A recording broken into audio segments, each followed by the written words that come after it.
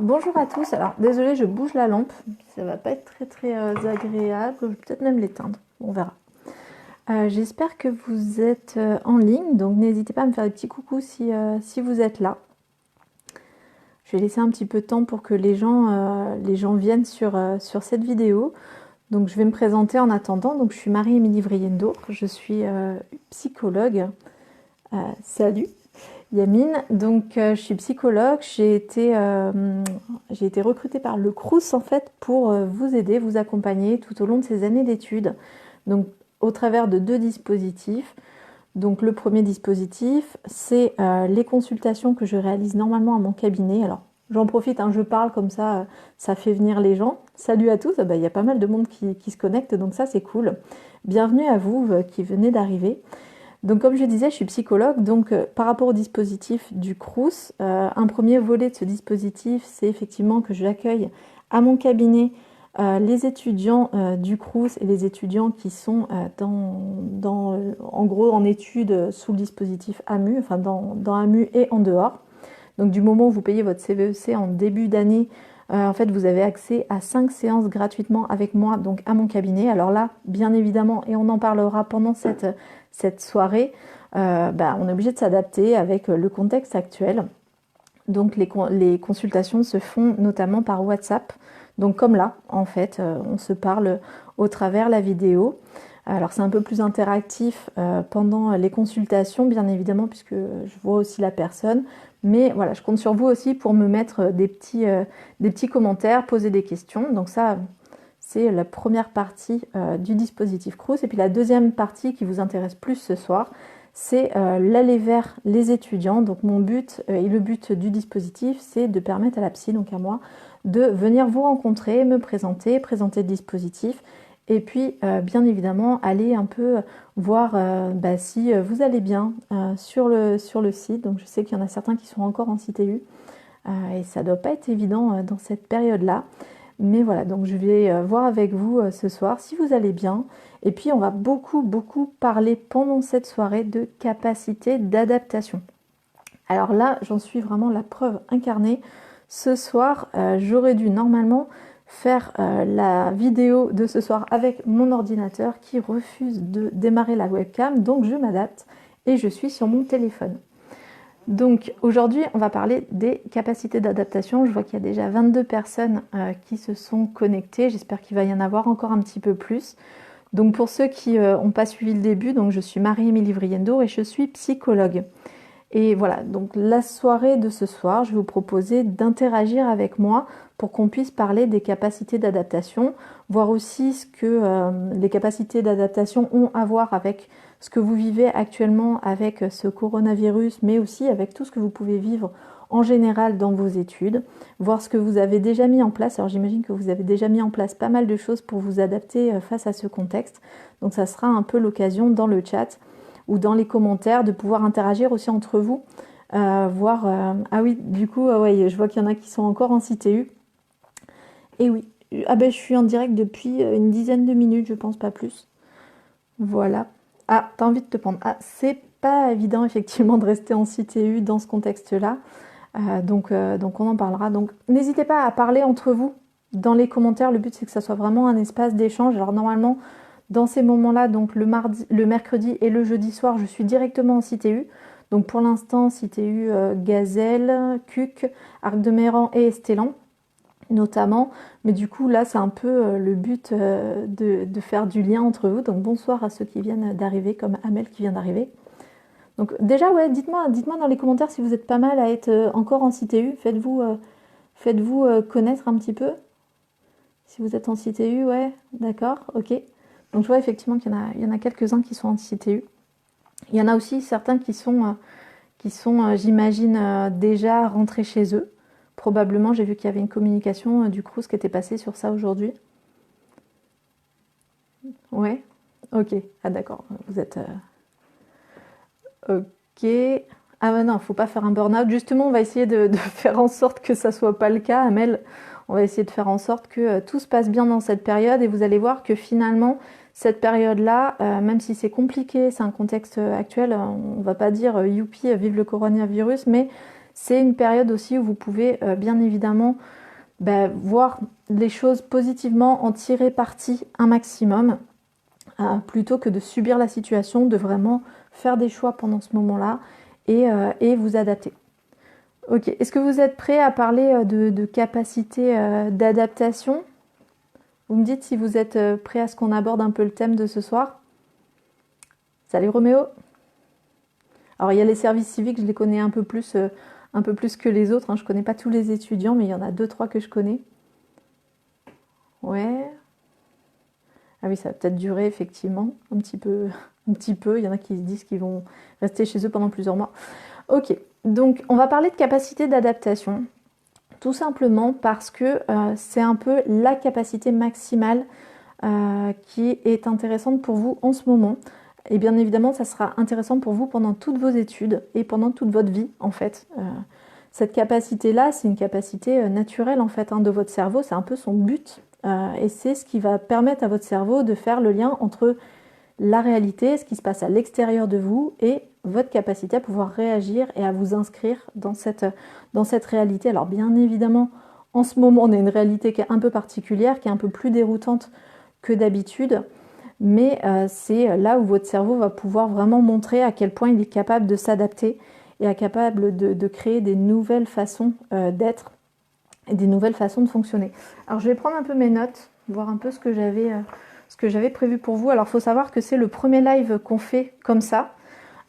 Donc voilà, à vous de me dire à la fin si vous voulez qu'il y en ait d'autres, si vous avez des thèmes aussi. C'est vrai que moi j'ai plus l'habitude d'interagir avec vraiment en conférence avec des gens autour, donc là ça manquera un petit peu d'interactivité je pense. Mais voilà, n'hésitez pas déjà à avoir de l'interactivité entre vous, et puis de temps en temps je regarderai s'il y a des commentaires et des questions. Alors il y a Amel qui marque, moi j'aimerais savoir ce qu'on pourrait faire en cité U tout en gardant les distances de sécurité, genre jeu en live ou karaoké par les fenêtres. Et ça pourrait être pas mal. Ça dépend de la température qu'il fait, mais pourquoi pas. On a fait... Il y avait personne. Ah oui. Donc vous allez, plutôt que de commencer direct à proposer des solutions, je vous propose qu'on parte déjà sur le fait que, effectivement, la capacité d'adaptation, c'est ce qui va vous permettre de gérer au mieux cette situation. Et comme je vous disais, toutes les situations de votre vie, que ce soit des changements d'organisation, des changements de planning, des changements des déménagements, des changements de boulot. Moi j'ai des enfants, donc la capacité d'adaptation avec des enfants, elle est très sollicitée aussi. Mais dans mon travail, elle est sollicitée aussi. Dans ma vie en général, les choses ne se passent pas toujours comme on a prévu.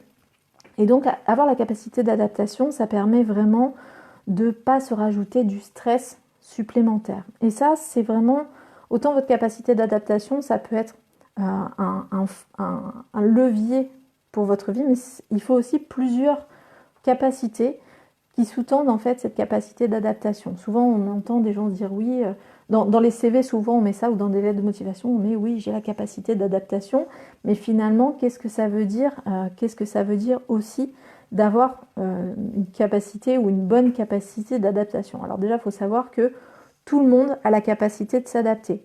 C'est un fait. Si vous n'aviez aucune capacité de vous adapter, vous ne seriez probablement pas en vie, puisque toute votre vie, votre cerveau a dû s'adapter à ce qu'il vivait de l'extérieur, à des changements climatiques, à même des changements internes, au fait que vous grandissiez, aux changements hormonaux, voilà, tous les changements que vous avez pu vivre dans votre vie, votre cerveau s'est adapté à ça. Si vous êtes en train de regarder cette vidéo, c'est que vous avez déjà une capacité d'adaptation suffisante pour avoir survécu jusqu'à aujourd'hui. Donc déjà, ceux qui me disent « je n'ai aucune capacité d'adaptation », dites-vous que probablement que ce n'est pas le cas. Tout le monde a une capacité à s'adapter. Alors, désolée, j'ai pas le temps de lire tous les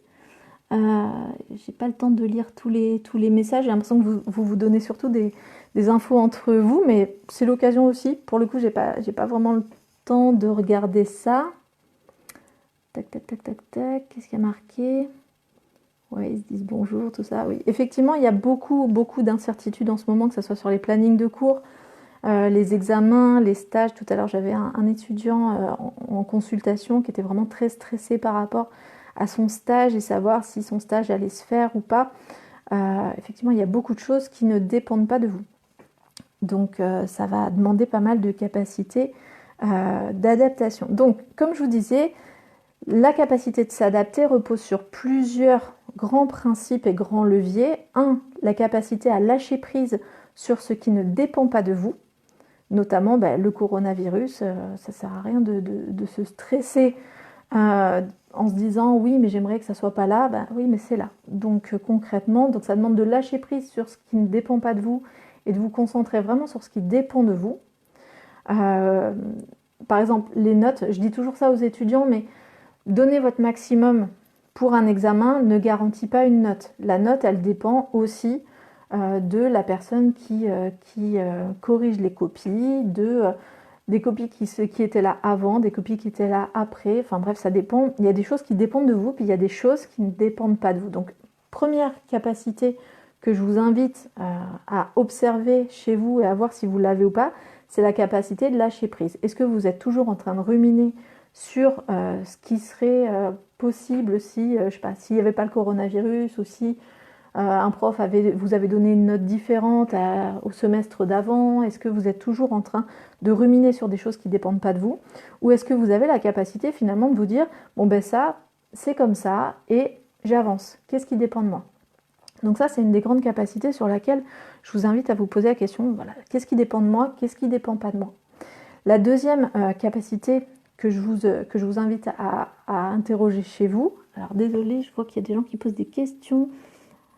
Ah non, ok, non, c'est plutôt des discussions entre vous. Effectivement, la deuxième capacité, c'est la capacité à voir le positif. Alors ça, c'est un truc que je développe beaucoup chez mes patients. Alors c'est très facile de dire il faut positiver, je vois il faut positiver, mais je suis à 10 000% avec toi Badis. Mais effectivement, c'est pas toujours si facile que ça. Ça demande vraiment à avoir un esprit qui est configuré en positif. Souvent en consultation, et c'est ce que je remarque aussi, c'est le fait que notre pensée, chaque personne a une pensée qui est configurée. Tout comme on a une configuration sur un ordinateur, on lui configure la langue, le fuseau horaire, les programmes de base. Voilà, nous aussi, notre pensée est configurée d'une certaine manière. Certains vont être configurés plutôt, je sais pas, centrés sur le passé. Par exemple, c'est les gens qui ruminent tout le temps et disent oh là là, quand j'étais jeune, avant c'était mieux. Enfin bref, voilà. Il y a des gens qui sont configurés toujours, par exemple, dans le futur. Alors, généralement, les anxieux sont plutôt configurés dans le futur. Par exemple, ils vont dire oui, mais demain ça ira mieux, et puis je pense à tel ou tel projet, et puis je pense à la retraite. Donc ça, c'est les gens qui sont configurés plutôt dans le futur. Puis il y a les gens qui sont configurés dans le présent. Alors là, on va voir vraiment, par exemple, les gens qui sont beaucoup dans la méditation et tout ce qui est la pleine conscience, ils sont beaucoup centrés sur le présent. Qu'est-ce qui est aujourd'hui? Par rapport aux capacités d'adaptation, on va surtout avoir besoin de développer la capacité à être centré sur le présent et centré sur l'avenir. Bien évidemment, le passé est intéressant par rapport au fait d'apprendre des expériences qui se sont déjà passées, comme un héritage ou comme une base de réflexion, une base de données sur laquelle on va pouvoir puiser des stratégies, mais on va vraiment se centrer sur, ok, qu'est-ce qui existe aujourd'hui? Peu importe ce qui a existé hier, peu importe ce qui s'est déjà passé, mais aujourd'hui j'en suis où? Et puis où est-ce que je veux aller et comment je fais le lien? Donc ça, c'est vraiment quelque chose qui va être très très important par rapport aux capacités d'adaptation. Et puis comme je vous disais, par rapport au fait d'être positif, il y a des gens qui vont être configurés en négatif et des gens qui vont être configurés en positif. C'est-à-dire qu'il y a des gens qui vont toujours voir le verre à moitié vide et d'autres toujours le verre à moitié plein. Il se trouve que dans notre société, j'allais dire culturellement, alors je ne sais pas si c'est qu'au niveau de la culture ou peu importe, mais on parle beaucoup du négatif. On parle beaucoup de la crise, on est beaucoup dans ce, on met le doigt sur ce qui ne va pas. On est quand même le pays de la révolution, voilà, on cible toujours ce qui ne va pas et c'est quelque chose qu'on voit assez souvent, que ce soit dans les médias, que ce soit dans les discussions. Les gens parlent beaucoup de ce qui ne va pas, de ce qui les dérange, même quand c'est des petites choses. On est quand même reconnu mondialement pour être un peuple de râleurs. Et ça vient probablement étayer le fait que parfois on baigne dans le négatif alors que concrètement la situation n'est ni négative ni positive, ça dépend de la manière dont on la regarde. Je ne sais pas si ça vous parle ce que je suis en train de dire. Dites-moi un peu dans les commentaires si ça vous parle, le côté négatif, positif. Alors j'ai une question, est-ce normal que j'ai envie de me jeter par la fenêtre? Bah, en fait, ça dépend, est-ce que c'est normal, j'en sais rien. Est-ce que c'est souhaitable? Probablement pas si la vie est quelque chose d'important. Ça fait du bien de râler, ben oui, en fait, ça fait aussi du bien de râler, effectivement, Mohamed. C'est intéressant de râler, et d'ailleurs, enfin, des fois, on peut y prendre du plaisir. Pour le coup, d'être configuré en négatif ou en positif, ou peu importe la configuration qu'on ait dans son système de pensée, il n'y a rien qui soit positif ou négatif en soi. Être négatif, ou avoir la capacité d'être négatif, c'est aussi réussir à voir ce qui ne va pas. Les gens qui sont configurés que en positif, ben, en général, ben, ils peuvent aller par exemple faire, j'allais dire faire des burn-out, mais ça dépend des configurations, mais si on voit que le positif, ben, potentiellement on est capable de se prendre un mur parce qu'on n'a pas vu qu'il y avait un mur et que ça allait pas aller et que voilà. Donc être positif ou négatif dans la configuration, c'est pas forcément positif ou négatif en termes de valeur ou en termes de valence de jugement en fait. Les médias aiment bien faire peur pour détourner l'attention des gens sur d'autres choses. Et oui, c'est une très très bonne technique de manipulation, mais ça ne marche que quand les gens sont sensibles à ça. Les médias parlent en négatif parce que nous sommes sensibles au négatif, et nous sommes sensibles au négatif aussi parce qu'on est éduqués comme ça, et les médias nous éduquent aussi à ça. Donc c'est pas que les médias. Si on n'en avait rien à faire du négatif, on ne serait pas sensible à ça. On le verrait même pas, probablement. On est attiré par ce qu'on est configuré à penser ou à filtrer dans nos... Alors, je suis désolée, je bug en même temps parce que j'essaie de lire vos commentaires et ça va un petit peu vite. Hop, hop, hop, hop, hop. Sylvain, tu soufflais déjà avant. Alors, je ne sais pas de quoi ça parle, mais c'est pas grave. Qu'est-ce que... Alors, je ne négative pas par rapport au virus en soi, mais plus à la réaction de la population. En fait, par rapport aux propos qui nous amènent, c'est vraiment c'est le même processus en fait. Peu importe l'objet sur lequel vous allez râler ou être négatif, concrètement, ben, vous allez être négatif et ça va enclencher un processus et un déclenchement hormonal qui va être négatif dans tous les cas en fait. Que vous ralliez parce que le coronavirus, parce que la voisine du dessous, parce que...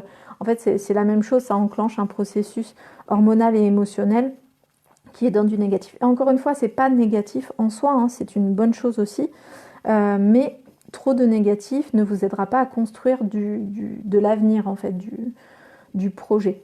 Alors, excusez-moi, mais vous ne m'aidez pas du tout là. Alors, je ne sais pas à qui tu t'adresses, Anaïs. Je ne sais pas si c'est à moi, si c'est au groupe. Encore une fois, ça va un peu vite. Bon, bref, en termes de capacité d'adaptation, donc par rapport à la situation, pourquoi il faudrait se centrer plus sur le positif que sur le négatif? Alors, vous centrer sur le négatif dans la situation va vous permettre d'identifier les freins et ce qui vous empêche d'avancer ou les obstacles à contourner. Donc ça, c'est important. Mais le fait d'avoir la capacité d'être positif va vous permettre en fait d'identifier les ressources que vous allez pouvoir mobiliser et surtout les projets que vous allez... à vous, madame la psychologue. Et je suis désolée, Anaïs, les commentaires vont tellement vite que je n'ai même pas le temps de voir ce qui te turlupine comme ça.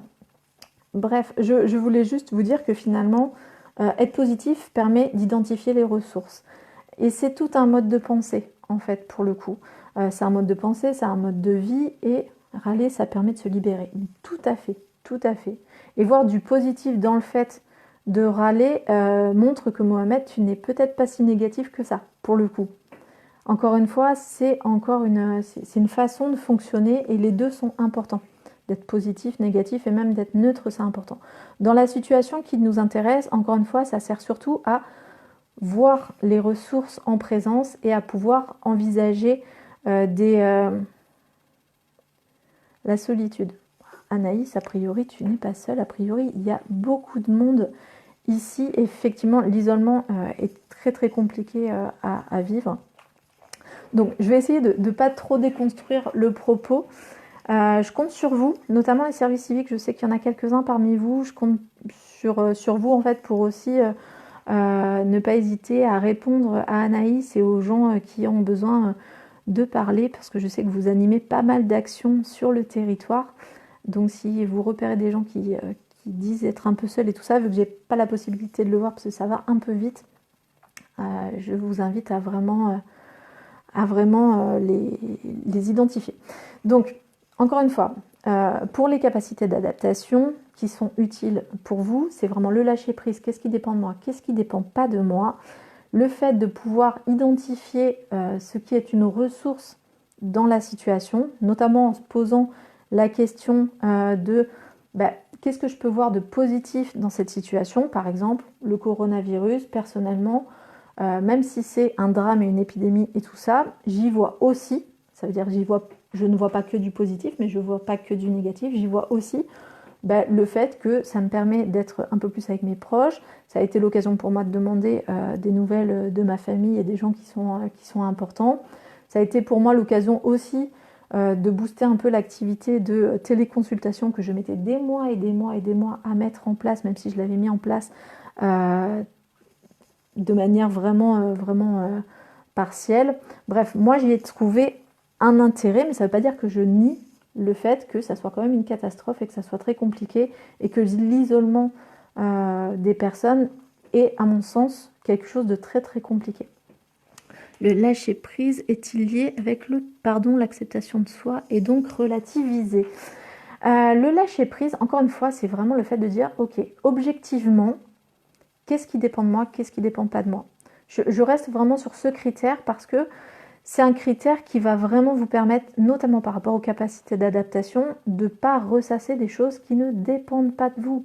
Concrètement, si encore une fois vous êtes en train de vous dire oui, mais s'il n'y avait pas le coronavirus, je serais en train de faire ci, de faire ça, les magasins seraient ouverts, donc du coup je pourrais avancer sur tel ou tel projet. Ok, est-ce que ça dépend de vous ou pas?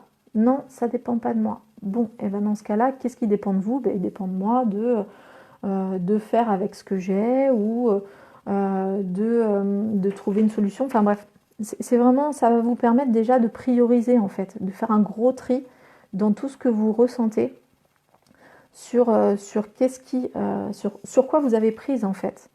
On est vraiment sur une posture de si ça dépend pas de vous, quelque part vous en êtes victime, vous pouvez le subir, alors qu'en fait, il y a peut-être des choses sur lesquelles vous pouvez avoir une prise et ne pas avoir un sentiment d'impuissance puisque vous pouvez agir. En fait, mettre le focus sur ce sur quoi vous ne pouvez pas agir, c'est quelque part se mettre des bâtons dans les roues parce que sur ça, vous n'avez pas de prise. Je ne sais pas si ça vous parle. Alors, comment responsabiliser les gens émotionnellement?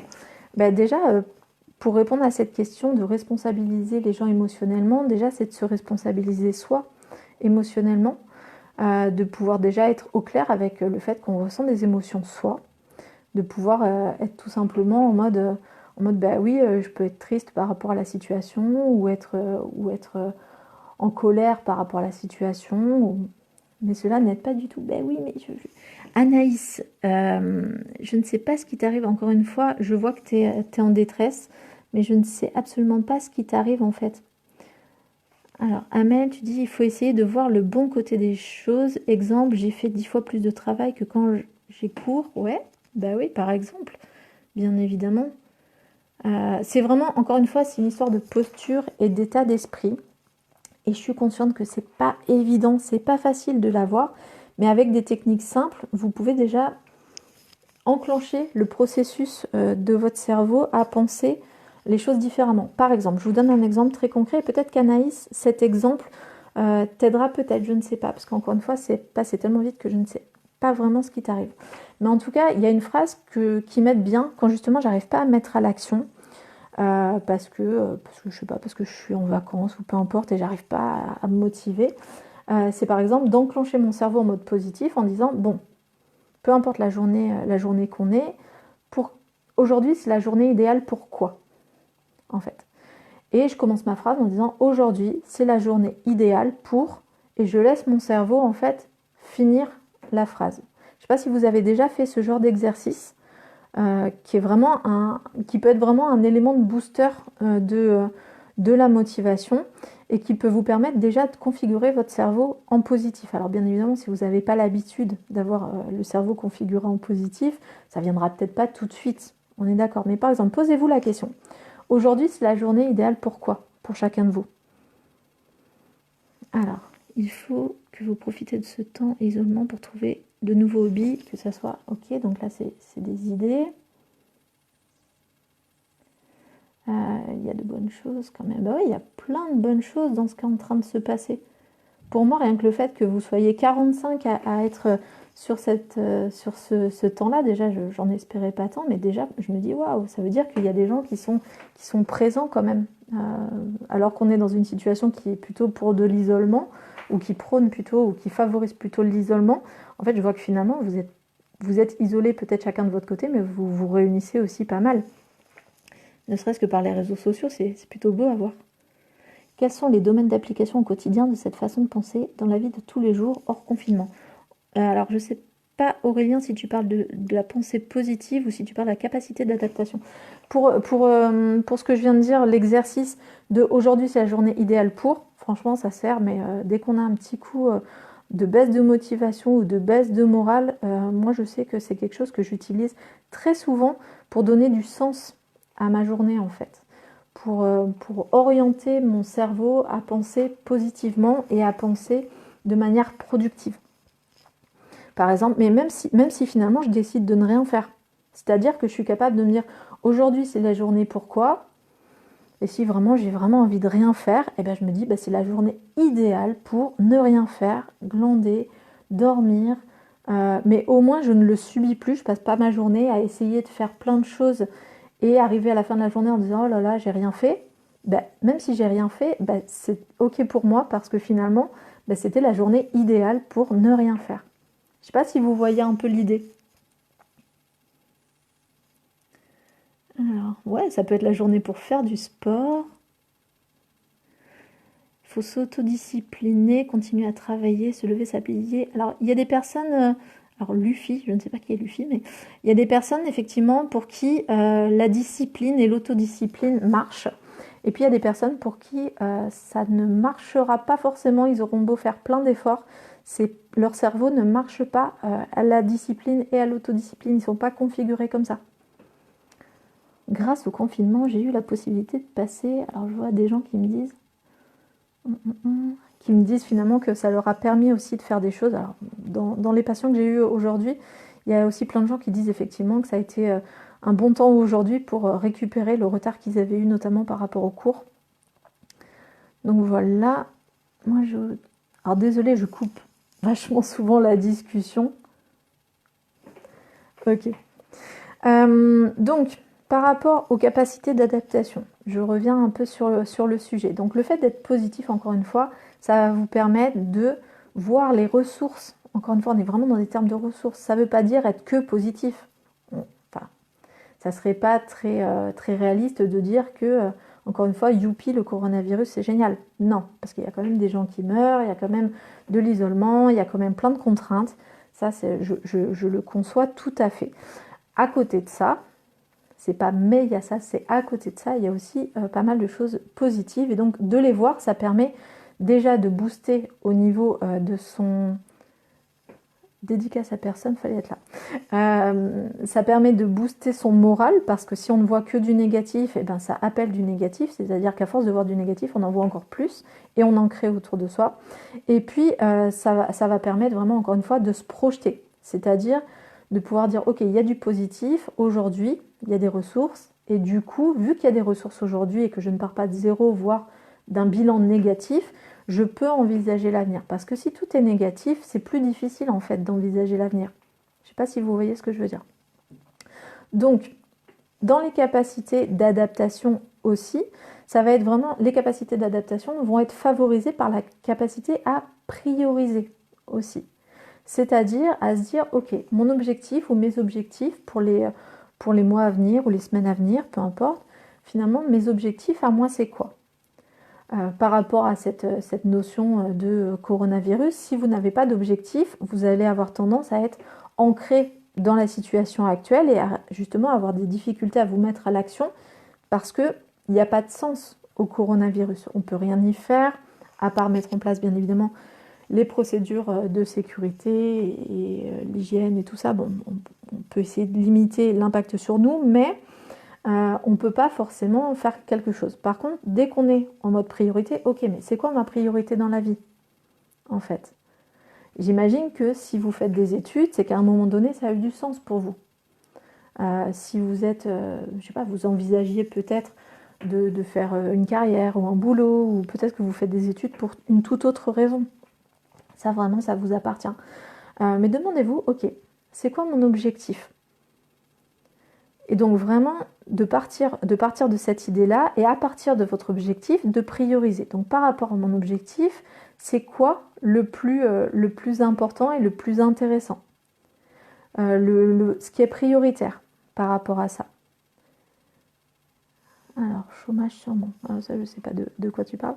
Ok, donc vraiment de pouvoir prioriser et de pouvoir dire, ok, par rapport à ça, ma priorité, c'est quoi? Pour gérer mon quotidien, c'est quoi? Effectivement, ça serait facile, dans ces conditions-là où il y a pas mal de choses qui sont arrêtées, de passer des journées à faire finalement pas grand-chose. Alors moi, ça serait la première journée, pour le coup, je suis restée chez moi, j'ai regardé des séries, bon, des trucs que j'aime bien faire, j'ai rangé un peu, mais j'ai pas fait grand-chose.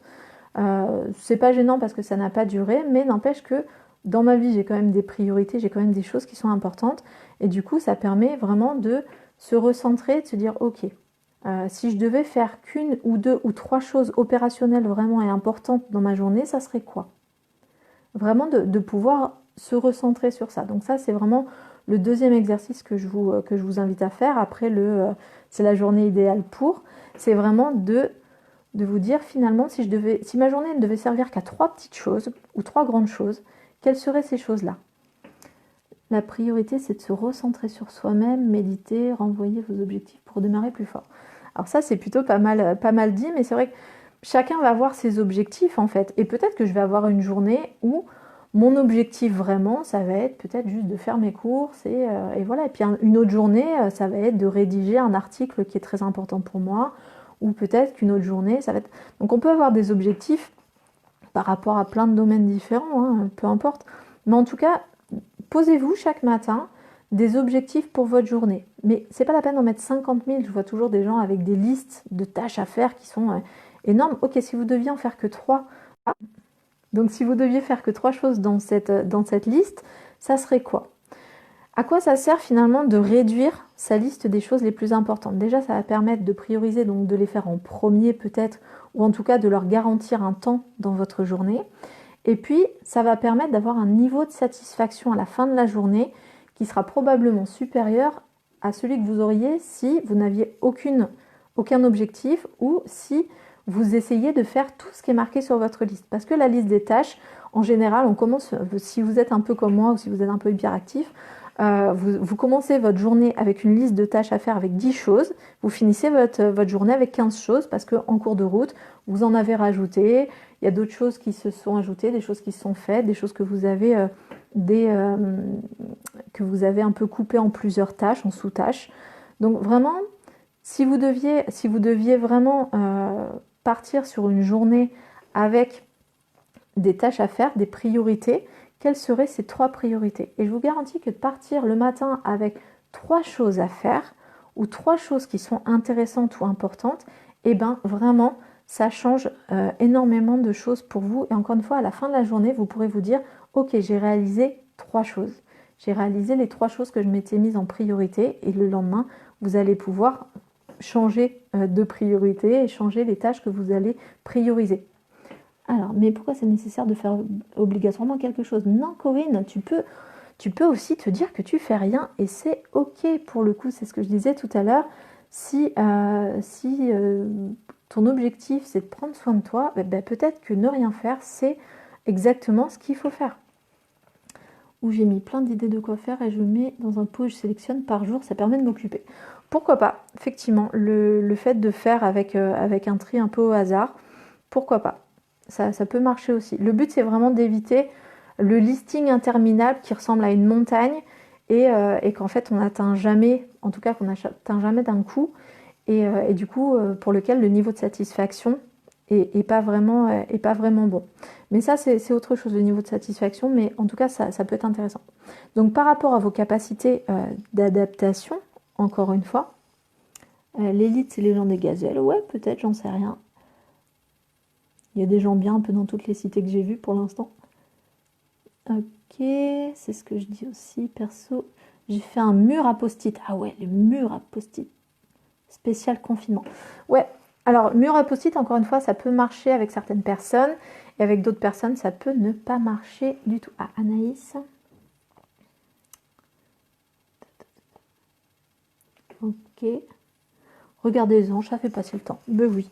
On peut encore une fois décider de rien faire du moment où c'est une décision, en fait. Du moment où c'est pas subi. Donc, je vais essayer d'éviter de regarder trop les commentaires parce que du coup, ça me perd un peu. Donc, par rapport aux capacités d'adaptation, encore une fois, c'est une capacité de votre cerveau, c'est une capacité naturelle que vous avez. Tout le monde est capable de s'adapter, mais on a tous une certaine propension à s'adapter ou pas. Ça dépend de l'autre versant de la capacité d'adaptation qui est la résistance au changement. Alors, encore une fois, je ne sais pas à quel point vous êtes résistant au changement, mais probablement que vous avez tous aussi une capacité à résister au changement, c'est-à-dire à garder des choses qui sont invariantes dans votre vie. En général, votre cerveau va essayer de s'adapter à tout ce qui est nouveau et en même temps, il va résister à tout ce qui est nouveau de manière à garder une certaine cohérence et à garder une certaine unité, alors nous on appelle ça l'homéostasie, mais un certain équilibre dans votre vie. Et donc c'est ce qui fait que parfois il y a des changements qui arrivent et à l'intérieur de soi ça crée de la frustration, de l'énervement, de la tristesse, peu importe, ou au contraire enfin au contraire, pas au contraire, mais ou aussi des techniques de sabotage par rapport au changement. Et donc on peut avoir cette tendance-là en fait à empêcher le changement et à tout faire pour que les choses ne changent pas. Pour le coup, c'est quelque chose que je vois très souvent en thérapie quand j'accompagne des patients.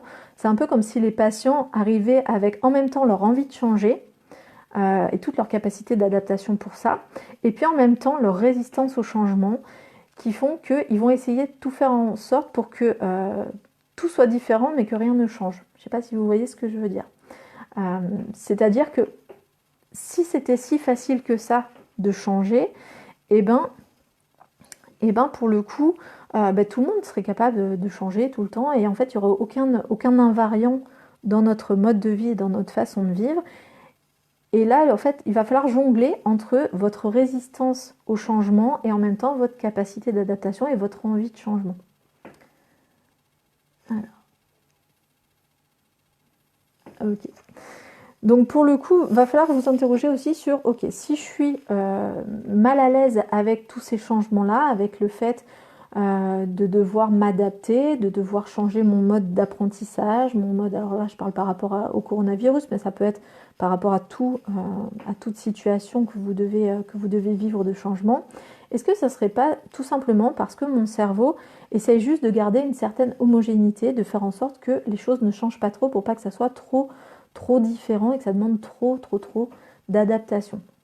Encore une fois, si l'adaptation est progressive, si c'est une adaptation... je ne sais pas si vous connaissez cette histoire de la grenouille.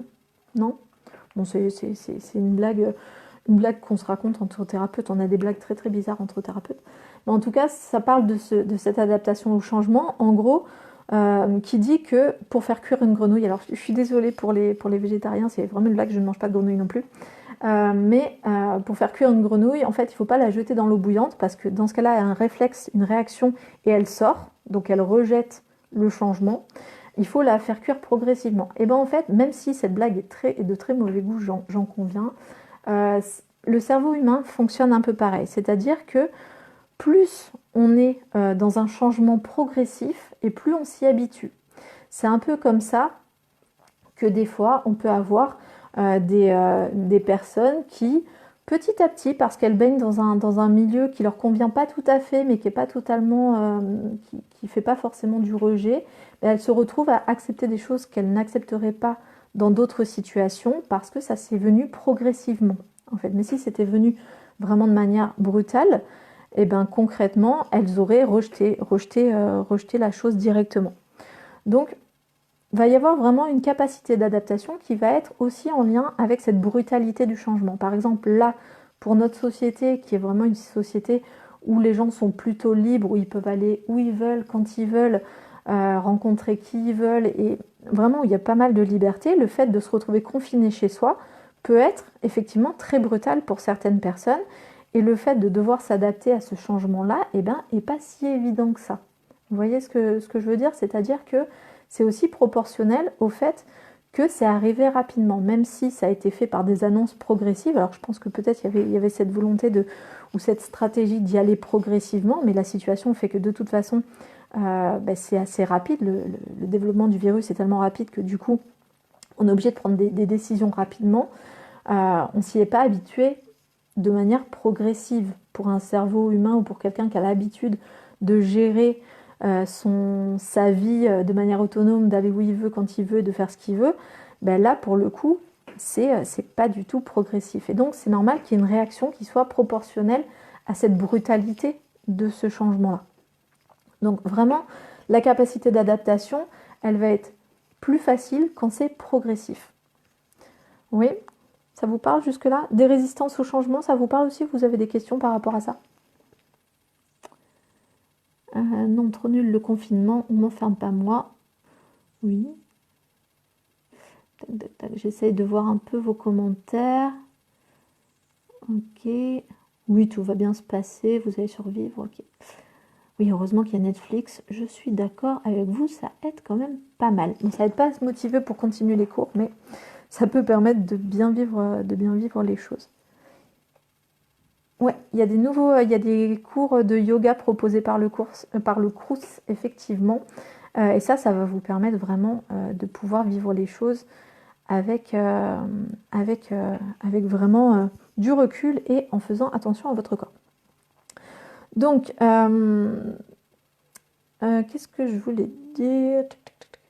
Donc, vous aurez compris que si d'un côté il y a la résistance au changement et que de l'autre il y a votre capacité à vous adapter et que vous avez les deux, le but, ça va être d'être dans une forme de flexibilité et d'augmenter votre flexibilité pour pouvoir accompagner n'importe quel changement. Bon là, le confinement est un changement brutal, mais qui n'est pas censé durer dans le temps, même si effectivement on annonce quand même 15 jours, voire plus. Mais on sait, tous ici, on sait que ça risque pas, enfin a priori, de durer des années, des années, des années. Et même si ça durait des années, des années, des années, notre capacité d'adaptation ferait qu'à un moment donné, on trouverait d'autres modes de fonctionnement qui feraient qu'à un moment donné, on arriverait à être satisfait peut-être de la même manière que ce qu'on était avant. Parce qu'on trouverait d'autres façons de faire. Donc le but, ça va être de développer votre flexibilité mentale et comportementale. Et ça, j'en arrive au troisième levier par rapport à la capacité d'adaptation, c'est tout simplement votre capacité de création, d'être créatif. Plus vous êtes créatif, plus vous allez pouvoir vous adapter. Parce que pour s'adapter, il faut penser et mettre en œuvre de nouvelles façons d'être et de nouvelles façons d'agir. Je pense que ça va être allongé, il va rajouter des semaines. Bah ouais, ça pour le coup, encore une fois, ça ne nous appartient pas. Et du coup, on peut en parler des heures et on peut juste attendre que ça passe. Alors, hop, je le voyais toujours mal à ça. Hop. Par contre, je suis la seule à être loin de mon copain. Ouais, ça c'est ok. Je sais pas si... je pense que pour le coup, t'es pas la seule à être loin de ton copain, de ta famille. Je pense que vous êtes quand même beaucoup. Je sais qu'il n'y a pas que moi. Ouais, je pense que vous êtes beaucoup, donc vous pourriez peut-être vous retrouver pour en parler. Ça pourrait être pas mal. Donc voilà. Donc ce soir, je voulais vraiment vous parler de cette capacité d'adaptation. Déjà pour vous rappeler que tous, vous en avez une. S'il y en avait qui en doutaient, c'était important. Et puis pour vous dire que finalement, que finalement, il va falloir pas hésiter à booster votre capacité d'adaptation en travaillant sur le côté positif, donc la capacité à pouvoir voir le positif dans cette situation, parce que sinon vous risquez juste en fait de faire passer cette période, puisqu'elle ne dépend pas de vous, elle va passer dans tous les cas, et à la fin de dire oh là là, mais j'ai perdu du temps, j'ai rien fait de cette période, et limite à avoir des regrets ou des choses comme ça, alors que finalement vous pourriez très bien en profiter de cette période pour vivre des choses un peu différentes, tester des choses que vous n'avez pas testées. Par exemple, le yoga du Crous, c'est une très bonne, pour ceux qui n'ont jamais testé le yoga, c'est peut-être une très bonne manière de tester quelque chose de différent. Peut-être de créer des nouvelles façons de travailler, peut-être de rencontrer virtuellement, puisqu'on n'a pas le droit au contact réel, mais de rencontrer virtuellement des nouvelles personnes, peut-être d'engager, pour ceux qui se posaient des questions sur la prise en charge par la psy, du coup peut-être d'engager ces 5 séances pour commencer, pour pouvoir travailler sur vous si vous en avez besoin, si vous en ressentez le besoin. Je sais aussi que pour les services civiques et pour les personnes qui s'occupent de l'animation des CTU et de l'organisation de toutes les choses, ils sont aussi en train à fond de faire preuve de créativité pour trouver des nouvelles façons de répondre aux besoins des étudiants. Donc même pour les services et même pour les professionnels, c'est vraiment une période où notre capacité d'adaptation est mise à rude épreuve pour pouvoir vous permettre d'avoir des nouvelles prestations, de repenser les choses vraiment, des choses vraiment très différentes. Donc voilà, je voulais vraiment faire cette petite intervention, déjà parce que c'est la première et j'espère que j'aurai moins de problèmes techniques pour les suivantes. N'hésitez pas à me dire aussi les thèmes que vous aimeriez qu'on aborde. Alors là, je l'avais vraiment pensé comme quelque chose d'interactif et non pas comme une conférence. Mais pour le coup, je me dis que c'est peut-être pas le bon format. Il faudra qu'on trouve un autre outil de communication pour qu'on puisse vraiment interagir. J'aurais vraiment adoré pouvoir parler avec vous de tout ce que vous avez déjà mis en place les uns les autres et de toutes les ressources que vous avez mobilisées pour pouvoir accueillir cette période particulière pour bosser, pour vous rencontrer, pour continuer à vous amuser, même avec le confinement. J'aurais vraiment aimé savoir un peu ce que vous avez mis en place. Alors je vois l'anxiété, mais je ne sais pas à quoi ça fait. Je fais un vlog. Ah, il y a des gens qui ont créé un vlog. Super, super, super. On a tous la flemme de sortir pour aller travailler. Oui, enfin en même temps, pour l'instant, on ne peut pas sortir. Donc, pourquoi pas Skype? Alors, je ne sais pas. Bon, je ne suis pas sûre de bien suivre la discussion. Donc voilà, n'hésitez pas à faire des retours, même si ce premier live était peut-être pas parfait, mais en tout cas, j'ai été ravie de voir qu'il y avait du monde qui y répondait. Donnez vraiment des thèmes que vous aimeriez que j'aborde avec vous. Ah oui, l'anxiété par rapport au thème à aborder, oui. Alors, moi, j'avais pensé des choses genre gestion du stress. J'avais pensé aussi... donc, le thème de demain, déjà, ça sera par rapport au fait de se faire du bien pendant cette période. Donc voilà, qu'est-ce qu'il vous faut pour vous faire du bien pendant cette période? Donc là, j'espère que ça sera un peu plus interactif. On prendra peut-être un autre moyen de discussion, ou peut-être que je demanderai à des services civiques de faire la modération, ou alors à des étudiants qui veulent de faire la modération, de manière à ce que ce soit un peu plus interactif.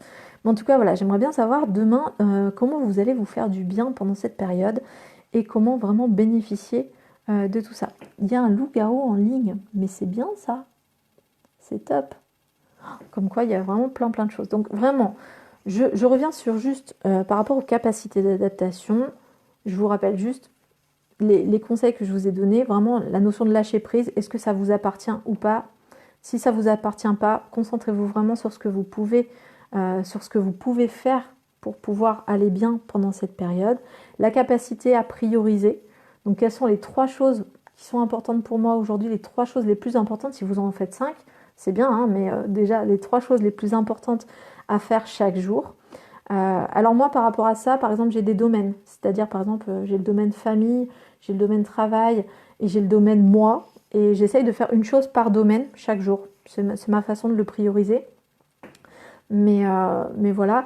Et puis, encore une fois, la créativité. Je vous invite vraiment à faire des choses nouvelles, à aider votre cerveau à devenir plus flexible pour accueillir le changement et créer des nouvelles façons de gérer la situation en essayant toujours des nouvelles choses. Par exemple, des nouvelles recettes, des nouvelles façons, des nouveaux endroits pour travailler, même quand c'est dans votre chambre.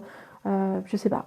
Encore une fois, le confinement fait que la créativité va être dans un nouveau cadre, un cadre plus restreint au niveau matériel, au niveau spatial. Mais dans tous les cas, la créativité n'a pas besoin de grand-chose, quoi. Il y a des artistes qui ont fait des choses très créatives à partir de rien. Donc je suis sûre que vous allez trouver plein d'idées par rapport à ça. Pas tout le monde a Skype, mais je trouve que ça serait mieux, ouais. Ah ben ouais, peut-être. À voir. Ok. Étant donné qu'on est confiné, je mange beaucoup plus souvent sans forcément avoir faim. Ouais, ça c'est un des symptômes du stress, donc on en parlera dans la gestion du stress. C'est un phénomène, la compulsion alimentaire, c'est quelque chose de très très flagrant et de très fréquent. Voilà, j'essaie de remonter un petit peu. Pourquoi demain on ne le fait pas sur Skype? Mais pourquoi pas, Luffy? Mais carrément, vous êtes plusieurs à le dire. Alors je ne sais pas si ça fait partie, si tu me parlais à moi ou aux autres, j'en sais rien.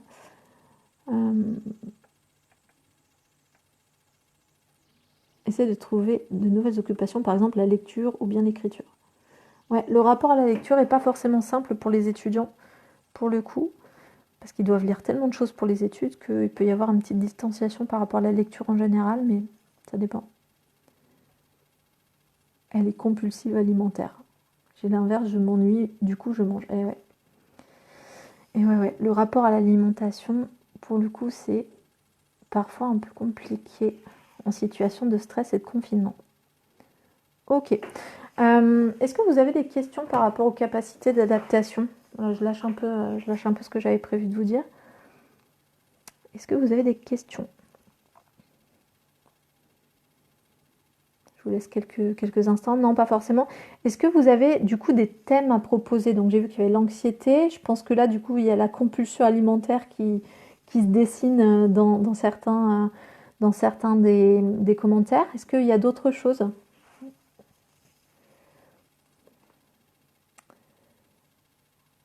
Ok.